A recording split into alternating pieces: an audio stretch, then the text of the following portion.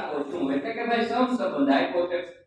બરોબર ફેક્ટરીની સામે ઉત્પાદન લખ્યું છે તો શાળાની સામે શું આવશે તો કે ભાઈ ફેક્ટરીની સામે ઉત્પાદન શું કામ લખ્યું તો કે ફેક્ટરીમાંથી ઉત્પાદન થાય કોઈ પણ વસ્તુનું ઉત્પાદન થાય તો એ રીતે શાળામાંથી ભાઈ શું મળે ફેક્ટરીમાંથી આપણને કોઈ વસ્તુનું ઉત્પાદન મળે તો શાળામાંથી શું મળે શિક્ષણ શિક્ષક વર્ગખંડ કે મકાન હાલો આ જવાબ આવડવો જોઈએ ફટાફટ આનું કોમેન્ટ કરો હાલો શું આવે આનો જવાબ તો કે ભાઈ શાળાની સામે શિક્ષણ આવે શું આવે શિક્ષણ આવે મારો ભાઈ બરોબર ચાલો નેક્સ્ટ પ્રશ્ન આયાત તો નિકાસ ખર્ચ તો શું આયાતની સામે નિકાસ લખ્યું છે ખર્ચની સામે શું આવે જો ભાઈ આ પ્રશ્નો છે બેઠા બેઠા નો પૂછે હો આવો બેઠો પ્રશ્ન આ પ્રશ્નને પૂછાય એવું કોઈ તમને લખી દેતું નથી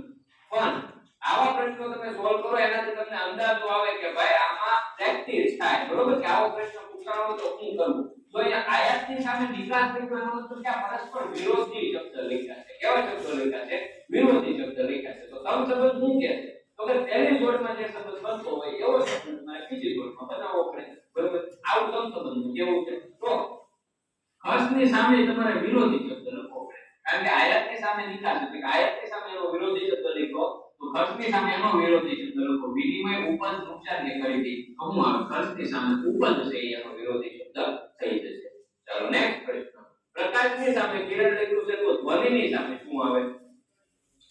સંબંધ મેળવો પેલા તો ભાઈ સમસંબંધ છે પહેલી જોડમાં હું સંબંધ છે એ મેળવો પછી બીજી જોડમાં સંબંધ આપણે નક્કી કરીશું તો પહેલી જોડમાં એવું છે કે